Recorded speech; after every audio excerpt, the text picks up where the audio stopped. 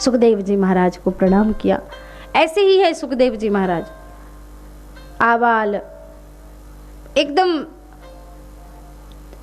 स्त्री पुरुष भेद रहता, उनको कुछ नहीं पता कि कौन स्त्री है कौन पुरुष है। यम प्रव्रजंत मनुपेत मपेत कृत्यम। सुखदेव जी महाराज का जन्म हुआ, थोड़ा समझने जैसी बात है, ध्यान से सुनिए।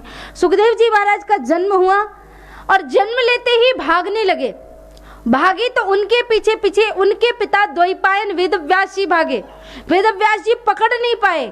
वृक्ष बल्लरियों ने प्रणाम किया, तुम सर्वभूत हृदय मुनिमान तो उसमें, और वेदव्यास जी वापस चले गए। अगर मैं आपको ये जो बताया इतना ही बता करके आगे बढ़ जाऊं तो आपकी समझ में नहीं आएगा कौन आया, कहां से आया, कैसे आया। और जन्म लेते ही कोई बच्चा कैसे भागता है महाराज? बच्चा तो बड़ा होता है, चलता फिरता है, फिर बोलता है, फिर भागता है। अरे ऐसे कैसे? और इतना कितना तेजी से जन्म लेते ही बच्चा भागा कि पिता नहीं पकड़ पाए। और वृक्ष बल्लरियों ने जवाब दिया, अरे भैया वृक्ष भी कभी बोलते हैं क्या? सुखदेव जी महाराज के जन्म की कथा सुनने से और समझने के लिए हमें थोड़ा पहले जाना होगा। ये जो सुखदेव जी हैं ये कोई साधारण व्यक्ति नहीं है, बैकुंठ में रहने वाले माता लक्ष्मी के तोते। माता लक्ष्मी हाथ पे बैठाती थी सुखदेव जी को, बेटा सुखदेव जी कथा सुनाइए। और सुखदेव जी बड़ी प्यारी प्यारी मीठी मीठी कथा सुनाते थे। एक दिन भगवान विष्णु ने कहा, देवी जी अब पृथ्वी लोक में जाने का अवसर आया है, तो आपको पृथ्वी में जाना होगा अवतार ग्रहण करके। माता लक्ष्मी ने कहा, देखो सब लोग जाते हैं कहीं पे तो अपना सूटकेस पैक करते हैं, अपना सामान लेके जाते हैं, अपना लगेज लेकर के जाते हैं। मैं कुछ नहीं लेके जाना चाहती, मुझे सिर्फ मेरा सुख चाहिए, मेरे सुखदेव चाहिए। माता लक्ष्मी को भगवान विष्णु कहते कि ये क्यों? बोले हमें वहां कथा कौन सुनाएगा, और प्रभु की कथा सुने बिना तो हम रह नहीं सकते महाराज। तो फिर क्या किया जाए? बोले ऐसा कुछ करो कि ये चला जाए। बोले ठीक है, आप जाएंगी बाद में, तोता जाएगा पहले। लक्ष्मी जी ने कहा ऐसा क्यों, पहले क्यों, साथ में क्यों नहीं जा सकते? बोले जब तक आप पहुंचेंगी पृथ्वी लोक में, भगवान ने कहा, तब तक ये कथा सीख चुका होगा। लक्ष्मी जी ने कहा, प्रभु जब ये तोता कथा सीखा सिखाया है तो इसे कथा सीखने की क्या जरूरत है? बोले महाराज भगवान ने कहा, ये बताओ हमें भी कुछ सीखने की जरूरत है क्या? हमको सब कुछ आता है। निकसहि जासु श्वास श्रुतिचारी, जिसके मुख से, जिसके रोम रोम से वेदों की ऋचाएं निकलती हैं, उसे भी पढ़ने के लिए जाना पड़ता है। शास्त्रों में कहा है, गुरु ग्रह पढ़न गए रघुराई, अल्पकाल सब विद्या पाई। गुरुदेव के आश्रम में पढ़ने के लिए भगवान को जाना पड़ता है। अल्पकाल सब विद्या पाई, तो इस तोते को क्यों नहीं जाना पड़ेगा? लक्ष्मी जी ने कहा समझ गई। ये बताओ इसको कथा कौन सिखाएगा? कोई तो होगा जो इसे कथा सिखाएगा।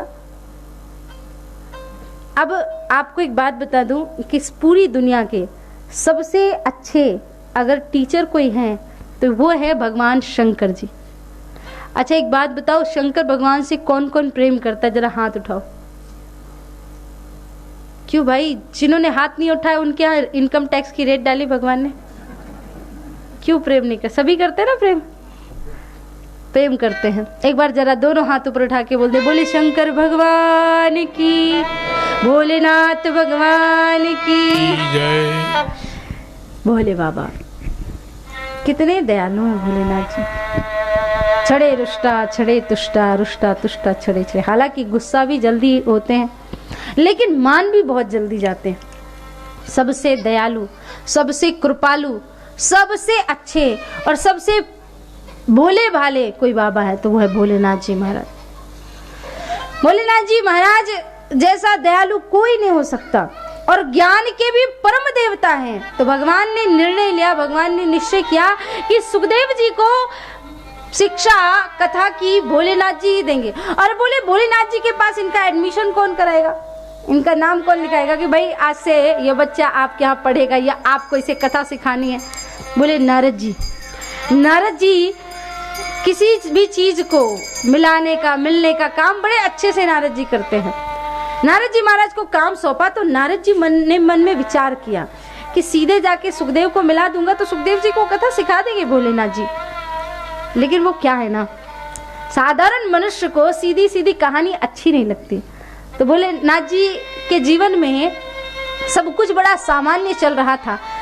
ध्यान से सुनिएगा, मैं ये आपकी भाषा में समझा रही हूँ। मैं तो इसे अपनी क्लिष्ट हिंदी और संस्कृत की भाषा में भी समझा जा सकती हूँ, पर मैं आपको आपकी सरल भाषा में समझाती हूँ कि नारद जी ने शिव जी की कहानी में ट्विस्ट लाने की कोशिश की। उन्होंने सोचा कि प्रेम में प्रेम ही प्रेम चलता रहे तो प्रेम की वैल्यू कम हो जाती है। प्यार में थोड़ा झगड़ा भी होना चाहिए, थोड़ी नोक झोंक भी होनी चाहिए। पति पत्नी पूरा दिन एजी ओजी प्यार से बात ही करते रहे तो वो प्यार का एहसास कम होता है। जब 2-4 दिन लड़ाई झगड़ा करके एक दूसरे से बात ना करें, एक दूसरे के साथ खाना ना खाएं और फिर जब एक दूसरे को सॉरी बोलते हैं तो वो प्रेम का मजा ही, भाव ही कुछ अलग होता है। नारद जी ने सोचा, मैंने लक्ष्मी जी ने और विष्णु जी में खूब लड़ाई करवाई है, मैंने ब्रह्मा जी और ब्रह्माणी जी में भी झगड़ा कराया, पर ये पार्वती जी और भोलेनाथ जी कभी लड़ते ही नहीं है। बात क्या है? कुछ तो बात है। आज मैं कुछ ऐसा करके आऊंगा कि दोनों में एक युद्ध, एक लड़ाई छोटी मोटी ऐसी तो होना ही चाहिए, घमासान। नारद जी महाराज चल पड़े कैलाश पर्वत की ओर। पार्वती जी के पास जाके बैठ गए हाथ जोड़ के। पार्वती जी ने कहा, आइए भगवान, स्वागत है आपका, क्या बात है, बड़े दिन बाद आया महाराज, क्या हुआ, इतने दिन से आए क्यों नहीं? नारद जी कुछ नहीं बोल रहे। पार्वती जी ने कहा, कुछ तो कहिए गुरुवर। बोले, नहीं मैया, आजकल कहीं जाने का मन नहीं करता। बोले, क्यों? बोले, दुनिया से मन उठ गया। बोले, क्यों?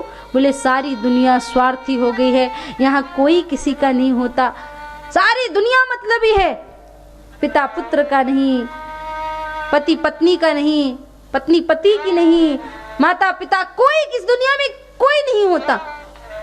अरे महाराज, ऐसे क्यों बोल रहे हैं आप? बोले, हाँ और नहीं तो क्या। अरे तो आपको किसने क्या कह दिया, आप तो सन्यासी हैं। बोले, मैं सन्यासी हूँ तो क्या हुआ, दूसरों का दुख देख करके मुझे तो आपको देख के बड़ी दया आती है। बोले, मुझे देख के क्यों दया आती है? बोले, ज्यादा कहाँ जाऊं, भोलेनाथ जी को देख लीजिए, आपसे 5 मिनट ढंग से बात भी नहीं करते, कई घंटों की तपस्या में लीन हो जाते। कभी सोचा है आप क्या खाते होंगे, कहाँ रहते होंगे? इतनी सुंदर सुकोमल काया है, कैलाश पर्वत पे ला करके खड़ा कर दिया है, कभी शमशान में लेकर के चले जाते हैं। स्त्रियों के कितने स्वप्न होते हैं, अच्छे अच्छे गहने, कपड़े, आभूषण। भोलेनाथ जी ने आपको जीवन में एक सुख नहीं दिया। पार्वती जी ने कहा, ये बात नहीं है, स्त्री को आभूषण, गहने, कपड़े, इन सब से ज्यादा एक चीज सबसे ज्यादा होती है और वो है प्रेम और सच्चाई। मेरे पति मुझसे कभी झूठ नहीं बोलते और मुझे इससे ज्यादा और कुछ नहीं चाहिए। नारद जी ने कहा, सच में भोलेनाथ जी आपसे कोई झूठ नहीं बोलते? बोले, बिल्कुल नहीं। बोले, वाह मैया। बोले, सच में भोलेनाथ जी मुझसे इतना प्रेम करते हैं कि शास्त्र कहते हैं कि भगवान को आंख बंद करके निहारो और जिस झांकी के दर्शन हो वो गुप्त रखना चाहिए, किसी को बताना नहीं चाहिए। लेकिन मेरे पति तो मुझसे रोज इतना प्रेम करते हैं कि अगर पूजा करते हैं और जिस झांकी के दर्शन होते वो भी बता देते हैं, हर चीज बताते हैं। पति पत्नी में होना चाहिए ना, एक दूसरे से सब कुछ शेयर करना चाहिए, बातें शेयर करनी चाहिए, अंडरस्टैंडिंग होनी चाहिए। पार्वती जी भी वही कह रही कि मेरे पति मुझे बहुत समझते हैं। नारद जी को मौका मिल गया। नारद जी ने कहा, वाह क्या बात है, आपके पति आपसे हर बात शेयर करते? बोले, हाँ। बोले, हर बात बताते? तब तो ये बात जरूर बताई होगी कि उनके गले में जो मुंडों की माला है वो मुंड किसके है? पार्वती जी ने कहा, नारद जी प्यार तो बहुत करते पर कभी ये नहीं बताया कि किसके मुंडों की माला है। नारद जी ने कहा, तो क्या खाक प्रेम करते हैं? पता नहीं कौन कौन सी लड़कियों के मुंडों की माला लपेट करके घूमते रहते हैं, कभी आपको आज तक नहीं बताया किसके मुंड है? क्या पता आपसे पहले कितनी थी। पत्नियों को इस चीज से ज्यादा परेशानी नहीं होती कि पति क्या कर रहा है, कैसे कर रहा है, पर जहां पे लड़की वाली बात आ गई बहुत जेलसी होती है। नारद जी ने देखा थोड़ा सा धुआं, चल पड़े वहां से। ठीक है माता जी, आप जानो, आपका काम जाने, आपके पति हैं, चाहे जितनी लड़कियों के मुंड लपेट करके घूमे, मुझे क्या लेना देना, मैं तो चलता हूँ, राम राम। नारद जी चले गए। रास्ते में नारद जी महाराज को शिव जी मिले। बाबा जल्दी जाना। मैया ने याद किया। भोलेनाथ जी ने कहा, अच्छा समझ गया, कुछ आग लगा के आए होंगे। भोलेनाथ जी गए कैलाश पर्वत पे, हर जगह ढूंढा, पार्वती जी नहीं मिली। एक गुफा थी, पहले के जमाने में जब घर बनवाते थे तो एक कमरा अलग से बनवाते थे और उसका नाम होता था कोप भवन। माताएं जब गुस्सा होती थी उस कमरे में चली जाती थी तो समझ में आता था कि आज हड़ताल में है ना, आज खाना वाना मिलने वाला नहीं है, और बेलन चिमटा ना मिले वो अच्छी बात है, हाँ थोड़ा उससे दूर रहे। कैलाश पर्वत पे भी एक गुफा थी जिसका नाम था कोप भवन। भोलेनाथ जी ने कहा, आज तक कोप भवन का दरवाजा कभी खुला नहीं, आज ऐसा क्यों लग रहा है देवी जी? कोप भवन में अंदर गए तो देखा पीछे से कंधे पे हाथ रखा। देवी जी क्या हुआ? पार्वती जी ने जोर से झटका दीजिए, दूर रहिए, मुझसे बात मत करिए। एक तो आप ऊपर से काले और अंदर से भी काले। भोलेनाथ जी ने कहा, पहली बात, मैं ऊपर से काला नहीं हूँ, मैं तो बहुत गोरा हूँ, लेकिन मैं भस्मी लगाता हूँ तो काला हो जाता हूँ। पता है भोलेनाथ जी कितने गोरे हैं? कर्पूर गौरम करुणावतारम संसार सारम भुजगेंद्रहारम सदा वसंतम हृदयारविंदे भवम भवानी सहितम। कर्पूर गौरम, कर्पूर की तरह एकदम चमकदार स्वच्छ शरीर, पर भस्मी लगाते तो काले हो जाते। भोलेनाथ जी ने कहा चलो ऊपर से काला ही बोल लो, खूब काला हूं, लेकिन अंदर से काला नहीं हूं। अंदर का काला उसे कहते हैं जो कपटी होता है, और मैंने कभी किसी के साथ कोई कपट, कोई छल नहीं किया, मैंने कोई कपट नहीं किया। पार्वती जी ने कहा कपट नहीं किया तो क्या? मुझे पता है आपने मेरे साथ कपट किया। क्या हुआ देवी बताओ तो सही। बोले अगर कपट नहीं किया तो आपने मुझे कभी ये क्यों नहीं बताया कि आपके गले में जो मुंडों की माला है वो किसकी है? भोलेनाथ जी ने कहा हे राम, इतनी सी बात के लिए आप इतना क्रोधित? आपने आज तक पूछा नहीं, मैंने आपको बताया नहीं।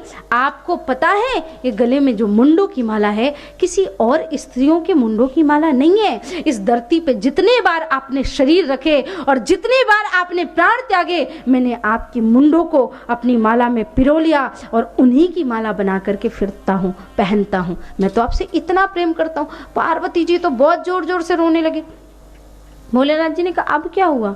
अब तो मैंने बता दिया कि ये तो आपकी मुंडों की माला। बोले नारद जी बिल्कुल सही करते थे, आप मुझसे बिल्कुल प्रेम नहीं करते। बोले हुआ क्या?